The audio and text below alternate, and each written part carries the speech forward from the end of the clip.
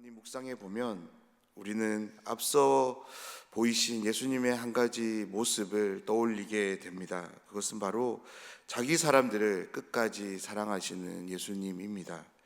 예수님은 십자가를 앞두고 계셨고 곧 제자들과 육신으로 함께하지 못하게 되실 것을 이미 아셨습니다.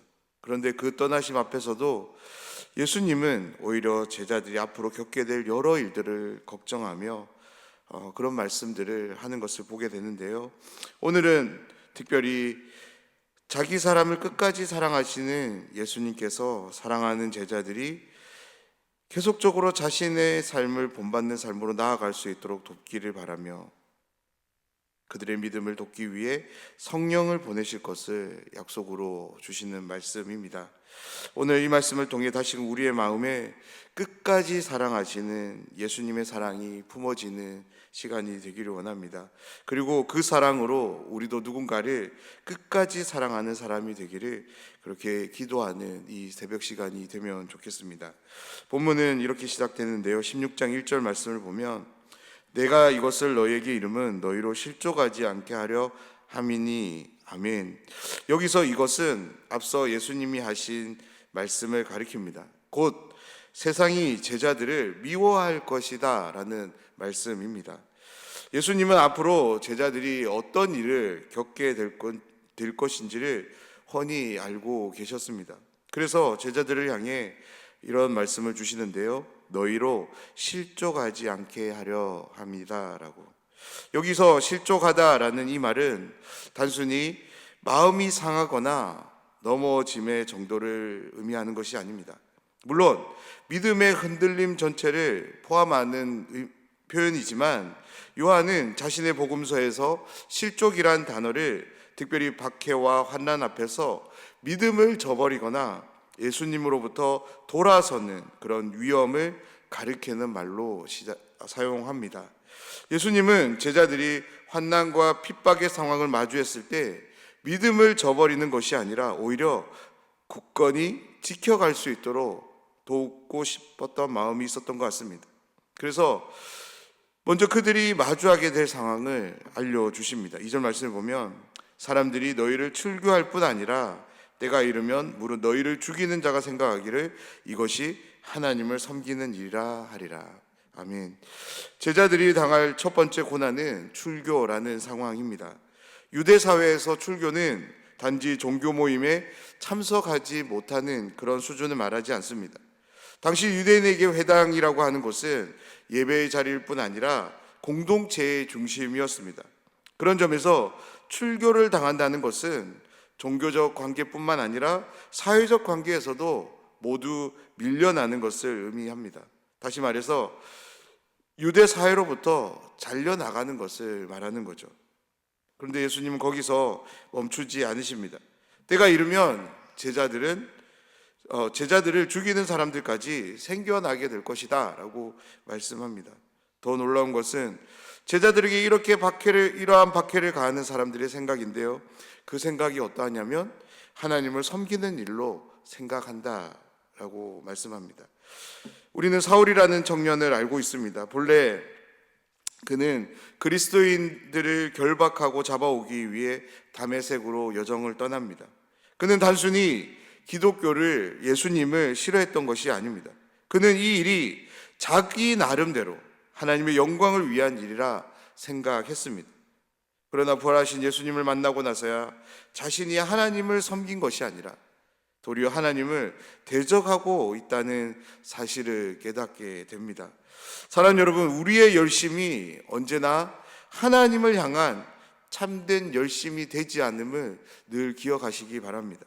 하나님을 안다고 하면서도 정작 하나님이 보내신 예수 그리스도를 우리가 제대로 알지 못한다면 그 열심은 하나님을 향한 참된 열심이 아니라 오히려 하나님을 거스르는 열심이 될 수 있다입니다. 그래서 예수님은 이러한 말씀을 이어가십니다. 3절 말씀인데요. 그들이 이런 일을 할 것은 아버지와 나를 알지 못함이라. 아멘. 하나님과 예수님을 날마다 온전히 알아가는 은혜가 날마다 우리와 함께 하기를 간절히 소원합니다. 그렇습니다. 문제의 핵심은 단순한 성격의 거침이나 감정의 적대감에 있는 것이 아닙니다. 하나님을 알지 못하는 것, 예수님을 알지 못하는 것에 있습니다. 바로 예수님이 하나님이 보내신 분, 그리스도이신 것을 알지 못하는 것, 그것이 바로 그들이 그리스도인을 박해하게 되는 뿌리가 됨을 우리는 기억해야 됩니다. 입으로는 하나님을 말합니다. 성경 말씀도 말하고 신앙적인 삶을 얘기합니다. 그런데 예수님을 제대로 알지 못하는 가운데 이러한 말들을 하고 행동한다면 우리도 언제든지 그리고 얼마든지 이런 잘못을 범할 수 있게 되는 것입니다. 그런 점에서 오늘 이 말씀은 우리에게도 정말 중요한 말씀입니다. 교회를 오래 다녔다고 해서 자동적으로 예수님을 알게 되는 것이 아니기 때문입니다. 종교적인 열심을 낸다고 해서 하나님을 제대로 아는 것도 아닙니다. 날마다 하나님의 말씀 앞에 우리의 삶을 비추는 그런 삶을 살아갈 때 우리는 하나님을 알게 되고 예수님을 알게 됩니다. 그러면서 우리는 또한 늘 이런 물음을 가져야 합니다. 날마다 하나님의 말씀을 읽는 것으로, 듣는 것으로 끝내지 않고 이 말씀이 안내하는 하나님, 이 예수님께 내가 올바로 나아가고 있는지를 우리는 늘 물어봐야 합니다. 그리고 내 삶을 통해서 그 하나님이, 그 예수님이 드러나고 있는지를 우리 스스로는 늘 물어봐야 합니다. 4절 말씀을 보겠습니다. 오직 너희에게 이 말을 한 것은 너희로 그때를 당하면 내가 너희에게 말한 이것을 기억나게 하려 하며 처음부터 이 말을 하지 아니한 것은 내가 너희와 함께 있었음이라. 아멘. 예수님은 제자들이 마주하게 될 고난을 미리 알려주신 것은 그들로 하여금 어떤 불안한 감정을 만들려고 하는 것이 아니었습니다. 반대로 그때를 당했을 때 제자들로 하여금 주님이 이 말씀을 이미 하셨지라는 그런 기억을 할 수 있도록 돕기 위해서 이 말씀을 하신다라고 말씀합니다. 여기에 정말로 놀라운 위로가 함께합니다. 우리가 겪게 되는 고난은 바로 주님의 지식 밖에서 일어나는 우연한 사고가 아니다입니다. 주님은 우리가 당할 고난을, 역경을 미리 아시는 분입니다. 아실 뿐만 아니라 그 상황 속에서도 믿음이 흔들리지 않도록 계속해서 믿음을 지켜갈 수 있도록 바로 말씀을 주시는 분, 선물을 주시는 분이라는 거죠. 그렇습니다. 예수님은 제자들에게 고난의 현실만을 말씀하지 않으십니다. 예수님은 바로 해결책도 함께 주시는데요, 예수님이 제공하는 해결책을 보면 고난과 박해가 없어질 것이다 라고 말씀하지 않으십니다. 또한 너희가 이러한 고난과 박해를 받게 되면 이렇게 행동하라고, 다시 말해서 인간적인 어떤 행동 양식을 말씀해 주지도 않으십니다. 예수님이 제자들에게 주시는 해결책은 바로 보혜사 성령 하나님입니다. 7절 말씀을 보면 그러나 내가 너희에게 실상을 말하노니 내가 떠나가는 것이 너희에게 유익이라. 내가 떠나가지 아니하면 보혜사가 너희에게로 오시지 아니할 것이고 가면 내가 그를 너희에게로 보내리니. 아멘. 이 말씀은 제자들에게 정말로 놀라운 말씀으로 들려졌을 겁니다. 왜냐하면 지금까지 예수님과 함께해온 제자들의 입장에서 볼 때 제자들에게 있어 가장 큰 유익은 예수님이 자신들과 함께하는 것이었습니다. 그런데 자신들에게 가장 큰 유익을 제공해 주신 예수님께서 제자들을 향해 내가 떠나가는 것이 너에게 유익이 될 것이다 라고 말하고 있기 때문입니다. 그렇다면 왜 예수님은 제자들에게 자신이 떠나가는 것이 너희에게 더 유익이 될 것이다 라고 말씀하시는 걸까요? 바로 자신이 아버지께로 가야지만 보혜사 성령 하나님이 오실 수 있기 때문인데요, 우리가 한 가지 기억해야 될 것은 예수님의 떠나심은 제자들을 버리시는 것이 아닙니다. 오히려 제자들이 더 깊고 더 온전한 방식으로 하나님께 나아갈 수 있도록 돕기 위해서, 다시 말해서 예수님과 함께하는 삶을 안내하도록 돕기 위한 방법입니다. 육신으로 함께했던 예수님은 이제 성령을 통해 모든 믿는 자 안에 거하실 수 있는 분이 되십니다. 그런 점에서 성령의 오심은 예수님의 부재를 겨우 보완하는 차선책이 아닙니다.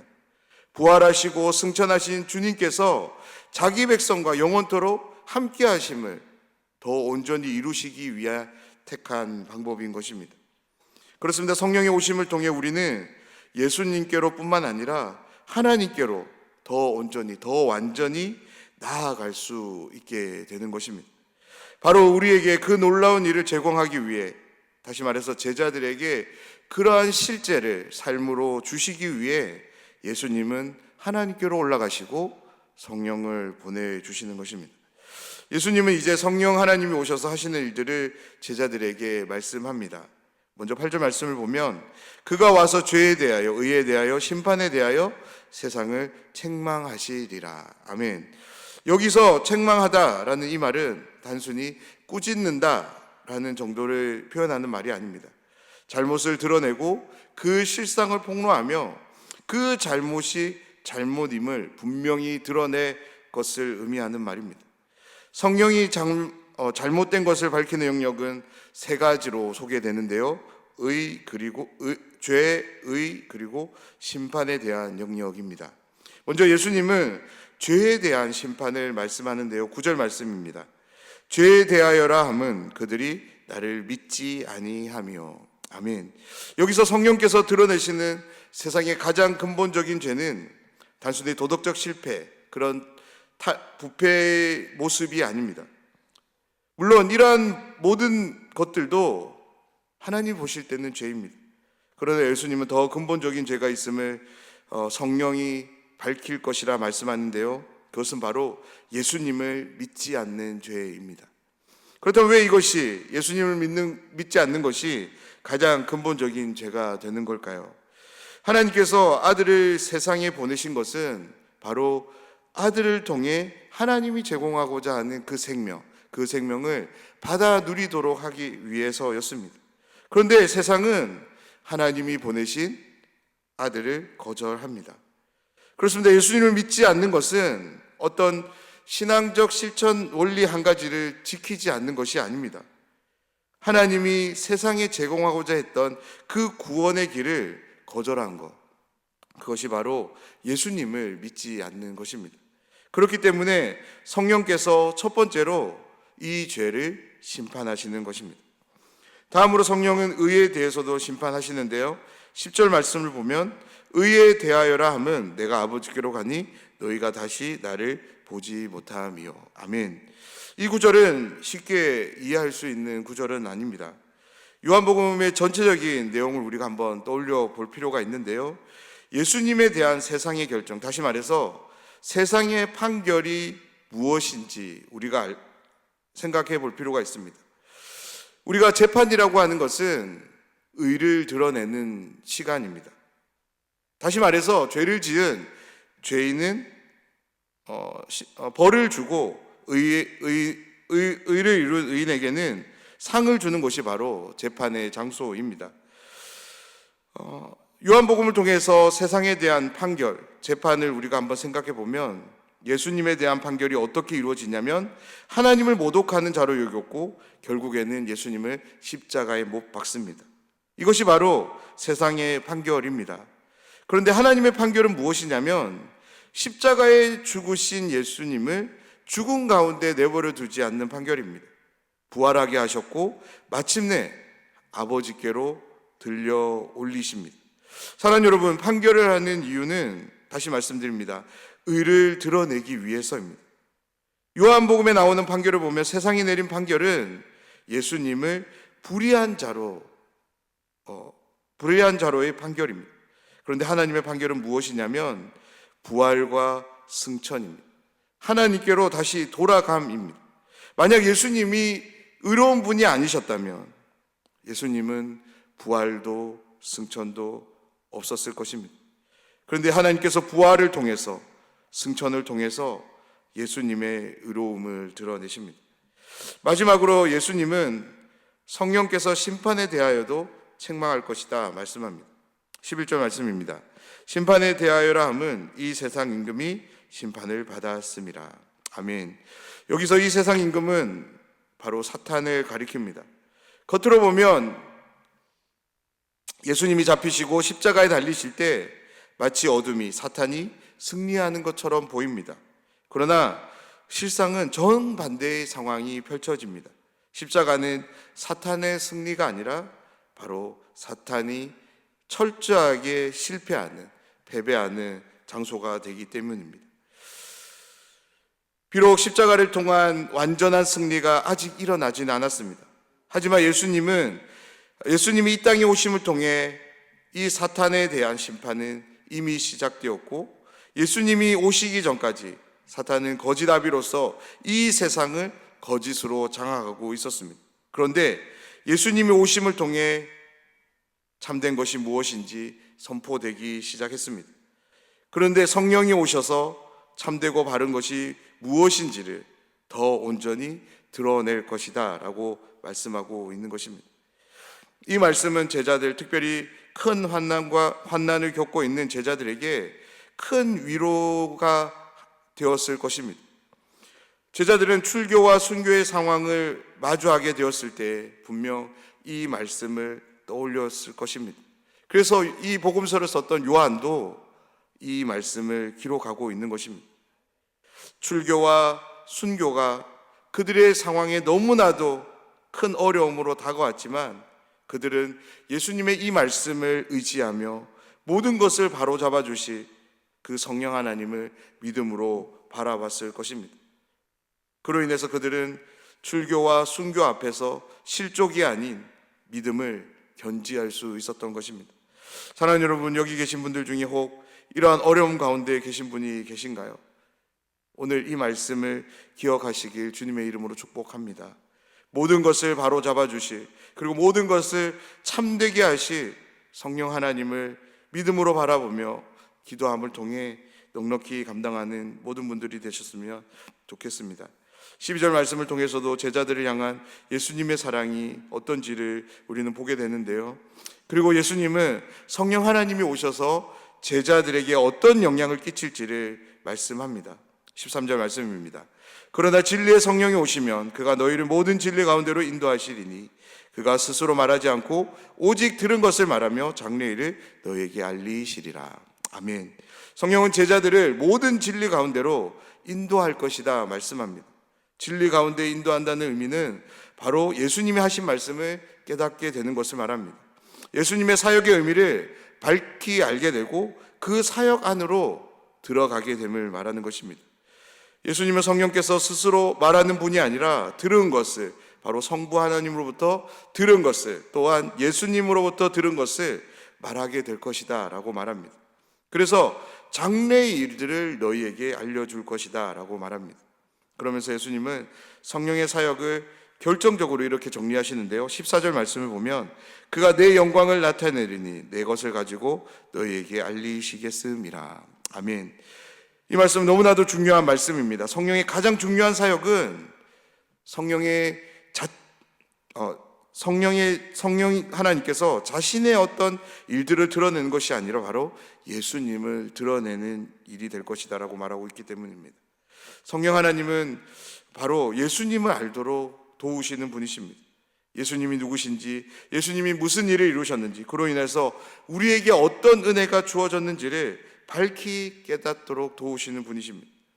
그러므로 사랑하는 여러분, 정말 우리가 성령 충만이라는 것은 이렇게 생각해 볼 수 있는 것 같습니다. 바로 예수 충만입니다. 성령께서 충만하게 역사하시면 첫 번째 우리의 삶에 나타나는 것은 어떤 은사의 나타남이 아닙니다. 바로 예수님에 대한 바른 지식과 이해를 갖게 되는 것입니다. 은사는 예수님에 대한 바른 지식과 이해가 어떤 지식의 차원과 이해의 차원에 머물러 있지 않고 우리의 실제적인 삶으로 나타날 수 있도록, 그렇게 살아갈 수 있도록 돕기 위해 주시는 것이 바로 은사이지, 성령의 나타남의 첫 번째는, 성령의 함께함의 첫 번째는 결코 은사가 아닙니다. 사랑하는 여러분, 우리는 성령 충만을 사모해야 됩니다. 왜 성령 충만을 사모해야 될까요? 예수로 충만해져야 되기 때문인 거죠. 우리가 성령 충만한지를 확인하고 싶다면 내 삶이 예수님으로 충만한 있지를 살펴보면 될 것입니다. 예수님이 하신 일들에 대한 깊은 깨달음이 있고 그 일들에 대한 전적인 믿음과 순종이 일어난다면 우리는 성령 충만한 상태입니다. 어떤 힘, 능력의 나타남보다 예수님에 대한 바른 이해를 갖는 것, 그것이 성령 충만임을 여러분 믿으시기를 부탁드립니다. 오늘 이 새벽 시간 자기 사람을 끝까지 사랑하시는 예수님의 사랑을 믿으며 우리의 유익을 위해 이 땅에 오신 성령과 늘 동행하는 삶을 소망하는 모든 분들이 되시기를 주님의 이름으로 축복합니다. 무엇보다 오늘 이 새벽 시간 그러한 삶을 바라보며 기도하는 우리 모두가 되면 좋겠습니다. 그래서 우리의 남은 생애가 예수님의 사랑을 의지하며 성령과 동행하는 삶을 통해 하나님을 영화롭게 하는 그러한 삶이 되기를 주님의 이름으로 축원합니다.